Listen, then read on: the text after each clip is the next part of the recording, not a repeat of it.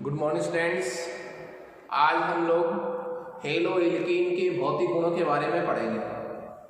कल हमने भौतिक गुणों में 1 नंबर टॉपिक लिया था और वो हमारा था रंग कि जो एल्किल हैलाइड होते हैं वो शुद्ध अवस्था में रंगहीन होते हैं। शुद्ध अवस्था में क्या होते हैं? रंगहीन होते हैं। परंतु यदि एल्किल ब्रोमाइड या एल्किल आयोडाइड प्रकार के यौगिकों को यदि आप प्रकाश के संपर्क में रख दें तो वे रंगीन हो जाते हैं। दूसरा हमारा जो भौतिक गुणधर्म था वो था क्वथनांक, बॉइलिंग पॉइंट। किसी द्रव के लिए वह ताप जिस पर उसकी वाष्प बननी शुरू हो जाती है या वो उबलने लग जाता है, वो उस द्रव का क्या कहलाता है? क्वथनांक कहलाता है। हम टॉपिक पढ़ रहे हैं हेलो एल्केन का क्वथनांक, और हेलो एल्केन का निर्माण एल्केनों से होता है। ठीक है, देखिए तो आपको पता है कुछ बातें मैं आपको पहले इसमें रिवाइज करवा दूं। एल्केन का सूत्र क्या था? एल्केन का पहला सूत्र ले अपन मेथेन। एल्केन का पहला सूत्र क्या ले लिया? मेथेन। और एल्केन से हमने क्या बनाया? एक हाइड्रोजन चला गया, एक हेलोजन आ गया। हेलोजन की जगह क्या आ सकते हैं? फ्लोरीन, क्लोरीन और ब्रोमीन और आयोडीन। तो हमारे पास बन गया यौगिक क्या? Halo alkane. क्या बन गया? Halo alkane. और सूत्र क्या बन जाएगा? CH3X। ठीक है, तो हमें भौतिक गुणधर्म पढ़ने किसके? हेलो एल्केन, जो किससे बना है? एल्केन से। अब देखिए इसमें और इसमें फर्क क्या है? मैं ये कहूँगा, कोई आपको ये कहे कि इस यौगिक का, किसका? CH3X का, इस यौगिक का मूल यौगिक कौन सा है? जनक हाइड्रोकार्बन कौन सा है? मूल यौगिक कौन सा है? जनक हाइड्रोकार्बन कौन सा है? तो इस यौगिक, इस हेलो एल्केन का जनक हाइड्रोकार्बन कौन हुआ? क्यों हुआ? क्योंकि इस हेलो एल्केन में कितने कार्बन है? 1। तो एक कार्बन का एल्केन क्या होता है? मेथेन। तो ये हेलो एल्केन जो है इसका जनक हाइड्रोकार्बन कौन हुआ? मेथेन। और देखिए आप इससे दूसरा एग्जाम्पल, ये सूत्र किसका है? एथेन। ये सूत्र किसका हुआ? एथेन का।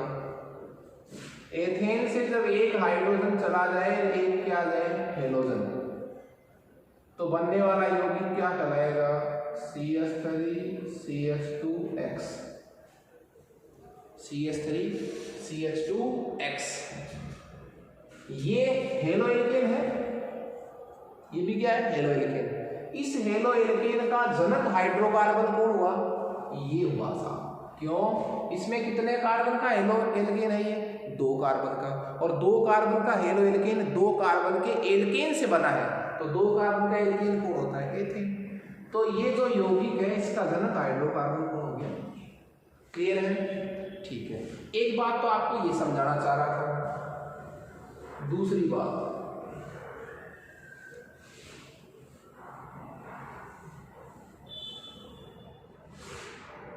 देखिए मैं कहूं एल्केन। एल्केन का मतलब carbon carbon single bond.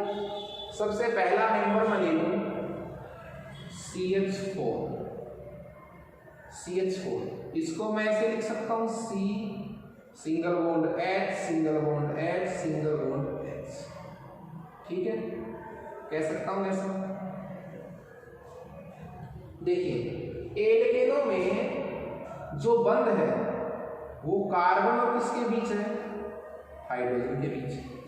Carbon तथा हाइड्रोजन की विद्युत ऋणता जो है वो लगभग समान सी होती है, इसलिए कार्बन तथा हाइड्रोजन के बीच का जो बंध है वो अध्रुवीय माना जाता है। ये बंध कैसा माना जाता है? अध्रुवीय बंध। इसीलिए जो एल्केन होते हैं उनको हम कैसा मानते हैं? अध्रुवीय मानते हैं। क्लियर है? वापस से रिवाइज कर रहा हूं मैं। एल्केन जो है वो अध्रुवीय होते हैं। अध्रुवीय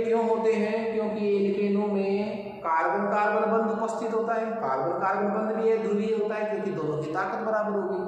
और कार्बन तथा हाइड्रोजन के मध्य का बंध भी क्या होता है, अध्रुवीय होता है। इसलिए जो एल्केन है वो कैसे यौगिक है, अध्रुवीय यौगिक है।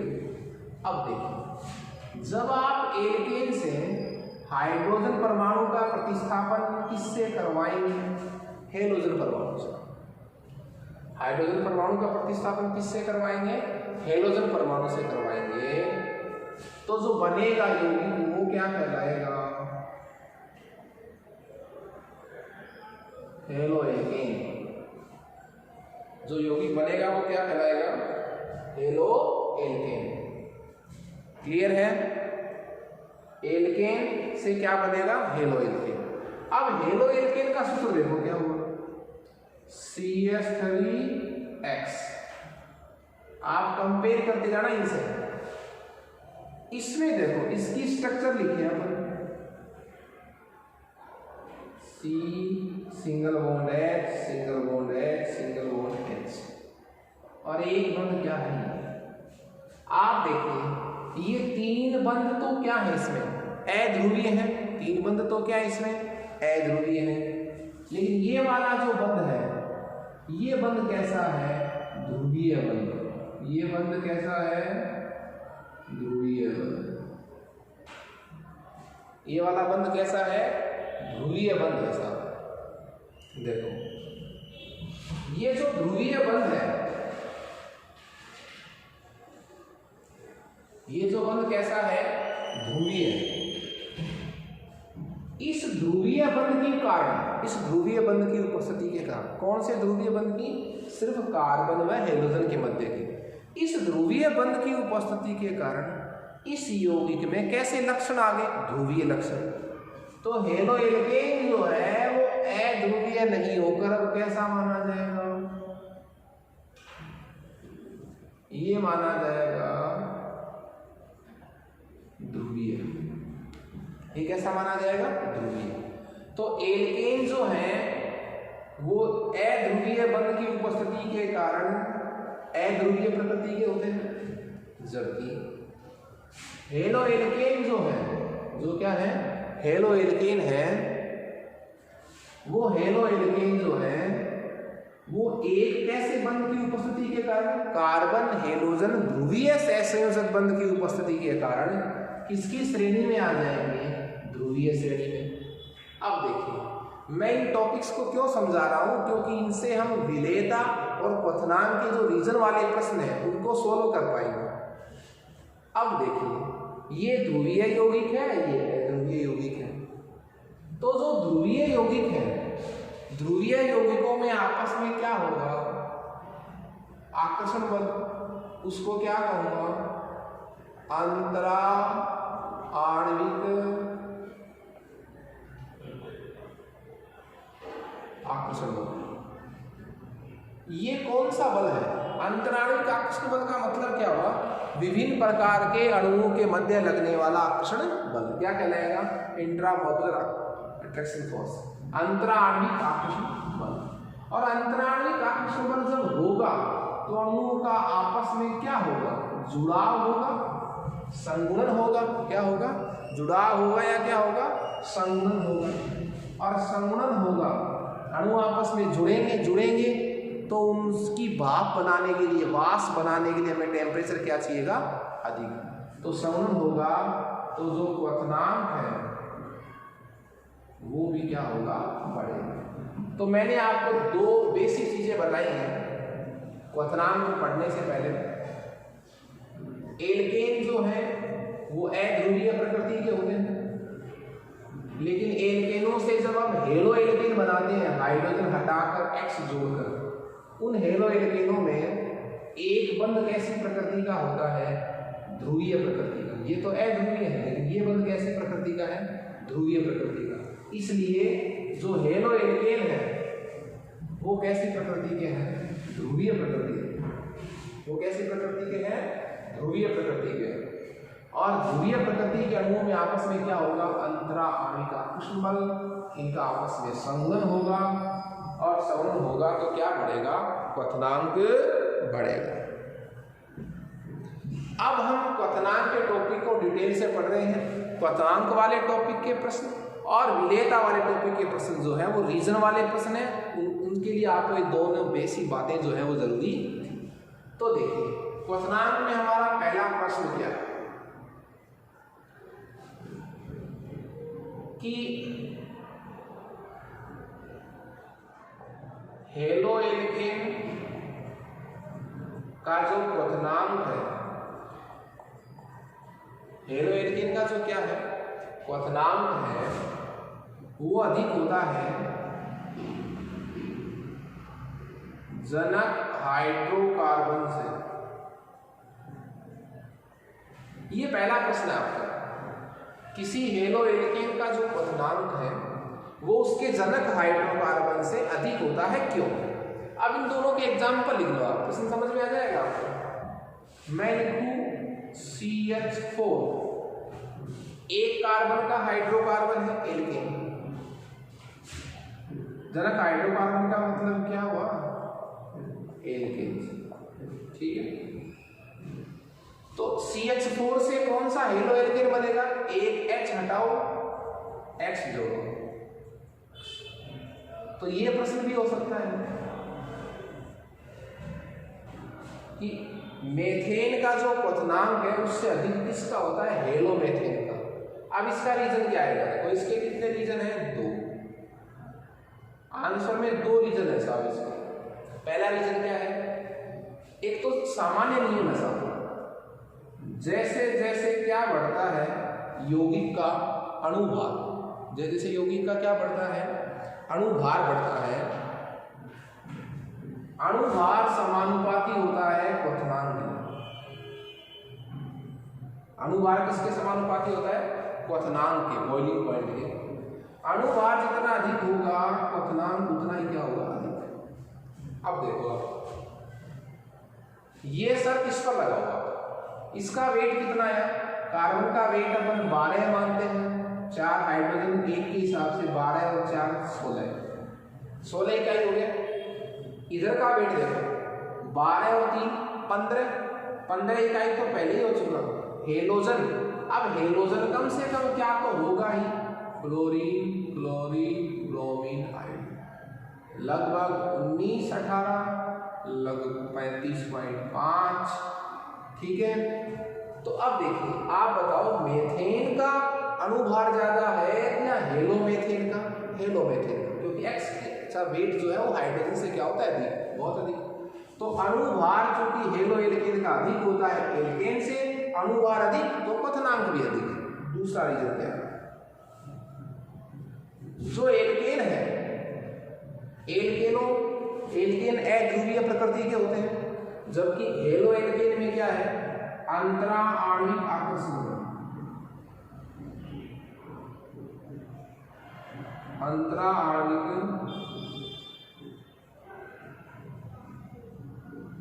आकर्षण बल, अंतराणिक आकर्षण बल उपस्थित, और अंतराणिक आकर्षण बल अधिक होंगे तो क्वथनांक भी क्या होगा? अधिक होगा। तो ये पहला और इंपॉर्टेंट क्वेश्चन था, बेसिक क्वेश्चन था कि किसी हेलोएल्केन का क्वथनांक उसके जनक हाइड्रोकार्बन से क्या होता है? अधिक होता है। क्यों? क्योंकि हेलोएल्केन का जो अणुभार होता है वो उसके जनक हाइड्रोकार्बन से क्या होता है? अधिक होता है, इसका अणुभार अधिक है। दूसरी बात, हेलोएल्केन में ध्रुवीय प्रकृति का कैसा बंध पड़ा है? CX बंध। ध्रुवीय प्रकृति का कैसा बंध पड़ा है? CX बंध पड़ा है। इसकी उपस्थिति उसमें अणुओं का आपस में क्या होता है? संघनन होता है, तो क्वथनांक भी क्या होगा? अधिक। इसी में अपन दूसरा प्रश्न लें।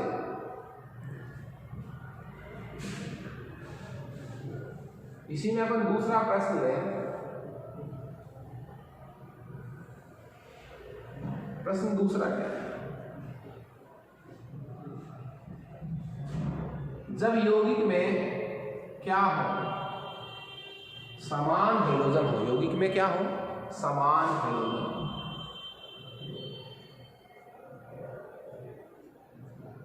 ये कंडीशन होगी साहब कि जब यौगिक में समान हेलोजन परमाणु हो, तो देखिए एक आपके पास हेलोएल्केन है CH3Cl, X की जगह मैंने क्या ले लिया Cl, आप X भी रख सकते हैं। एक एग्जाम्पल मैंने ले लिया CH3Cl, एक एग्जाम्पल मैंने ले लिया CH3CH2Cl, दो यौगिक मैंने आपके पास लिए हैं। अब आपसे कोई पूछे किसका क्वथनांक अधिक होगा, इस बार क्या है, दोनों ही हेलो एल्केन है, इस बार क्या है, दोनों ही हेलो एल्केन है, दोनों में हेलोजन सेम है, तो दोनों ही ध्रुवीय प्रकृति के यौगिक है, दोनों में कार्बन हेलोजन बंध पड़ा है। तो ये वाला जो रीजन है CX बंध की उपस्थिति वाला है, दोनों में लग रहा है, दोनों में CX बंध है, लेकिन इसका जो अणुभार है,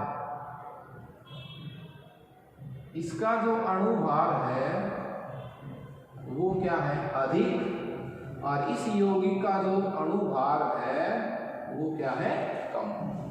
आप देखिए मैंने यहाँ रूल बताया था आपको, अणुभार जितना अधिक होगा यौगिक का क्वथनांक उतना अधिक होगा।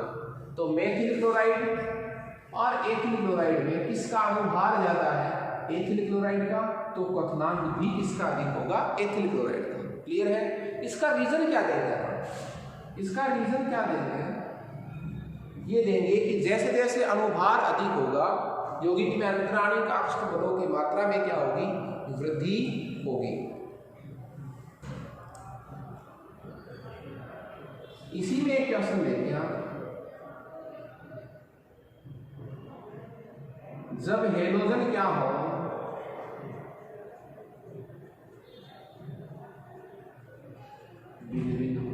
इस बार हेलोजन क्या हो, ऊपर वाली श्रृंखला में क्या था, समान हेलोजन था और R क्या था, एल्किन समूह क्या था, भिन्न था। यहाँ मेथिल था, यहाँ एथिल था। इस बार क्या है, हेलोजन तो क्या है, भिन्न भिन्न, और R समूह जो है वो क्या हो, समान। R समूह क्या है, समान। इस बार R समूह समान है, हेलोजन भिन्न भिन्न है। यौगिक देखिए आप, एग्जाम्पल इसका CH3Cl, CH3, चलो मैं फ्लोरीन लगा देता हूँ,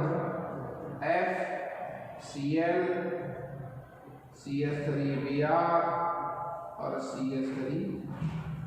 इस बार देखिए एल्किल समूह सारे समान हैं, हेलोजन क्या है, भिन्न भिन्न, फ्लोरीन क्लोरीन ब्रोमीन आयोडीन। इसमें देखिए आप अणुभार के अंतर आएगा, श्योर। क्यों, क्योंकि फ्लोरीन क्लोरीन ब्रोमीन आयोडीन के जो वेट है वो क्या है, अलग अलग है। तो देखिए आप वेट का ही अंतर आ रहा है, तो आंसर को किसके अकॉर्डिंग दे सकते हैं, वेट के अकॉर्डिंग। जब वेट किसका अधिक है, इसका वेट सबसे अधिक है, तो इसी का क्वथनांक अधिक होगा, ये लिखिए। तो अणुभार का कम, एक तो रीजन किसका लग गया, अणुभार के बढ़ने के कारण क्वथनांक में क्या होती है, वृद्धि होती है। अणुभार बढ़ने के कारण क्वथनांक में क्या होती है, वृद्धि होती है। इसलिए दूसरी बात, ध्रुवीय प्रकृति का रीजन नहीं लग रहा, क्योंकि इनमें सभी बंध क्या है, ध्रुवीय प्रकृति के हैं। ये एक एक बंध कैसे प्रकृति का पड़ा है, ध्रुवीय प्रकृति का पड़ा है। लेकिन इन सब में किस बात का अंतर है, अणुभार। अणुभार जब बढ़ रहा है तो क्वथनांक भी बढ़ रहा है। तो 3 प्रकार के इसमें प्रश्न आ गए हैं हमारे पास। कितने प्रकार के प्रश्न हैं, 3 प्रकार के। एक तो ये प्रश्न था, एक जब R समूह भिन्न भिन्न हो, एक जिसमें R समान हो, हेलोजन भिन्न भिन्न हो। इन सभी का एक बहुत अच्छा प्रश्न है समावयवी एल्किल हैलाइडों का।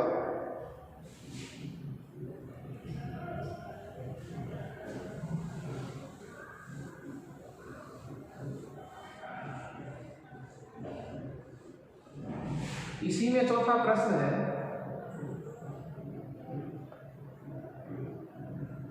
समावयवी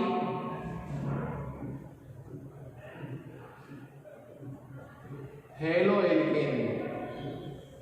समावयवी हेलो एल्केन का मतलब क्या होगा, दोनों में एक एक CX बंध होगा, दोनों का अणुभार समान होगा। सूत्र क्या होगा, समान। जो सूत्र समान होगा तो अणुभार क्या होगा, समान। अभी तक हम किसका रीजन देते आ रहे थे, अणुभार का। इस बार मैं ऐसे एग्जाम्पल लिखूंगा जिसमें अणुभार क्या मिलेगा आपको, समान मिलेगा। तो देखिए समावेवी जो हेलो एल्केन है उनमें जैसे जैसे क्या होगा, पार्श्व श्रृंखला बढ़ने के साथ साथ, पार्श्व श्रृंखला बढ़ने के साथ साथ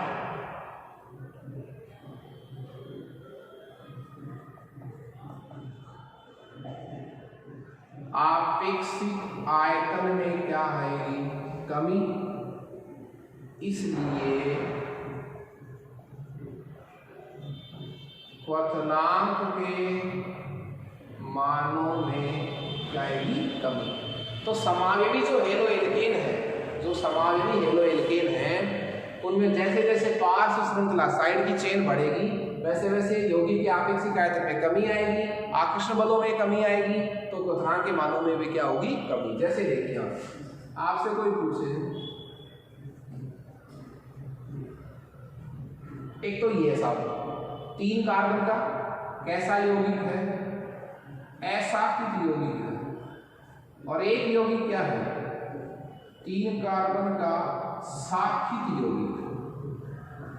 ये कैसा यौगिक है, साकित, जिसमें पार्श्व श्रृंखला है। इसमें कितनी पार्श्व श्रृंखला, ये चेन होगी, ये पार्श्व श्रृंखला होगी, ठीक है। तो असाकित और ये क्या साकित, दोनों का अणुभार क्या है, बराबर है, दोनों समावीय क्यों है, दोनों का सूत्र बराबर है, श्रृंखला अलग अलग है।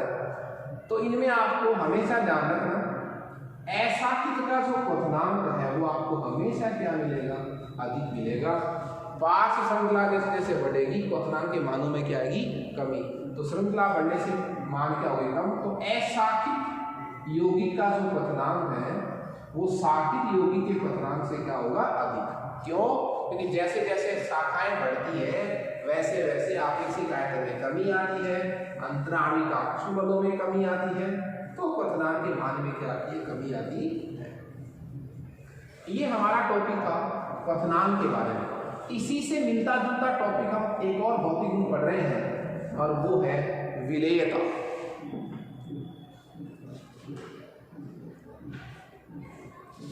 देखिए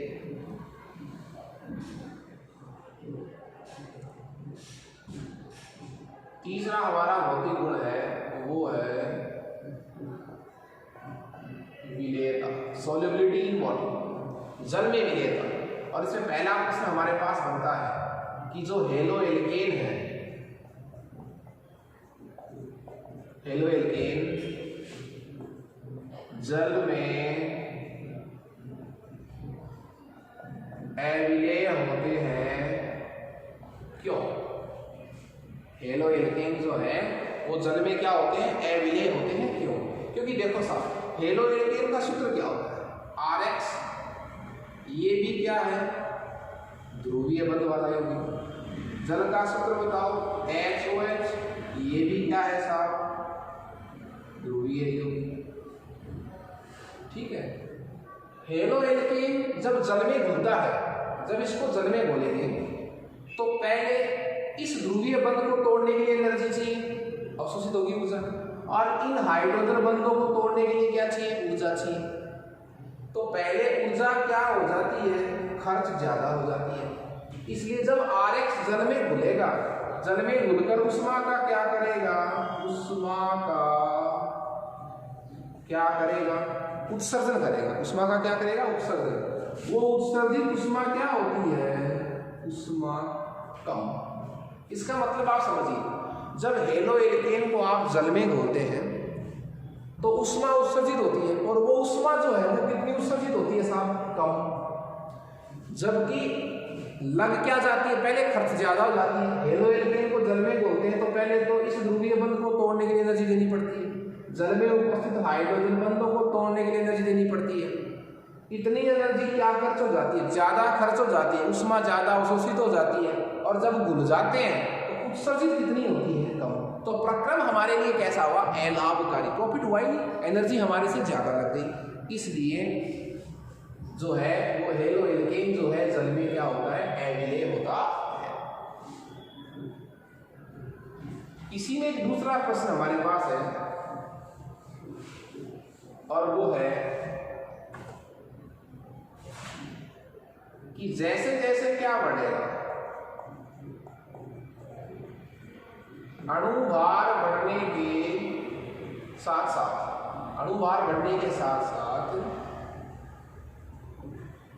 जल में जो विलेयता है वो क्या हो जाती है, कम हो जाती है।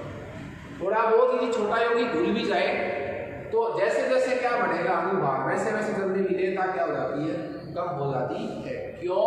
क्योंकि जैसे जैसे क्या बढ़ेगा, अणुभार बढ़ेगा।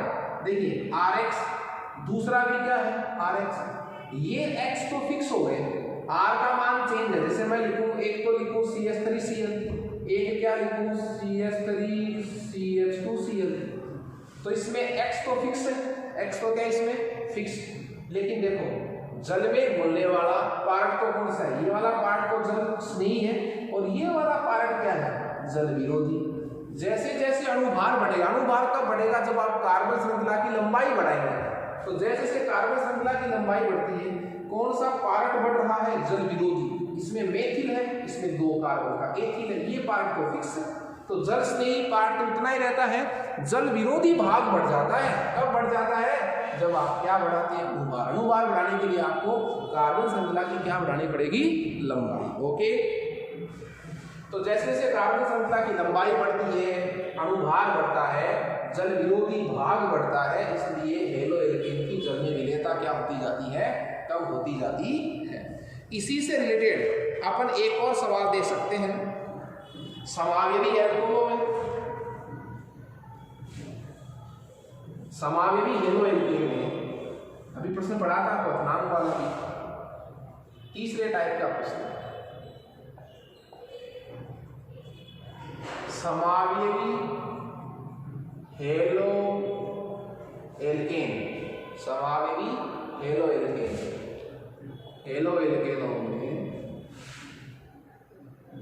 जैसे जैसे क्या बढ़ेगी, पार्श्व श्रृंखला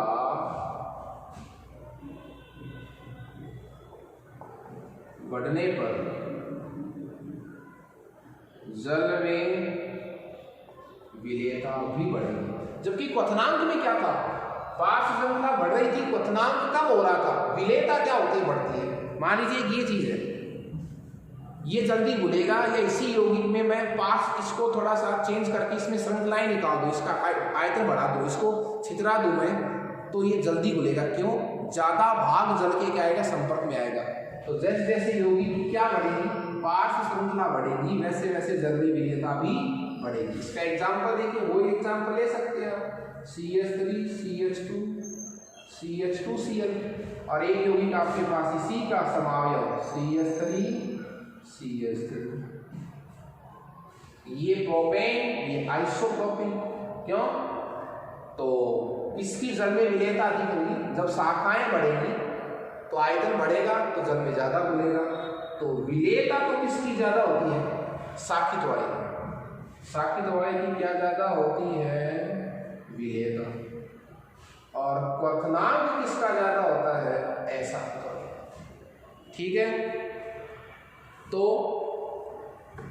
विलेयता तो किसकी अधिक होती है, शाखित वाले की, और क्वथनांक किसका अधिक होता है, अशाखित का।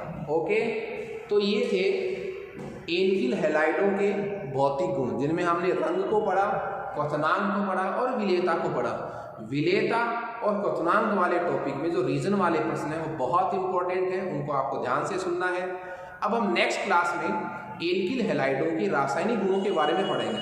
एल्किल हैलाइड के रासायनिक गुणों में हम ये बात नोट कर लें कि हम वो एल्किल हैलाइड पढ़ रहे हैं जिनमें हेलोजन परमाणु की संख्या कितनी है, 1। इसका मतलब हम मोनो हेलो एल्केन के रासायनिक गुणों के बारे में पढ़ेंगे। Okay, thank you students.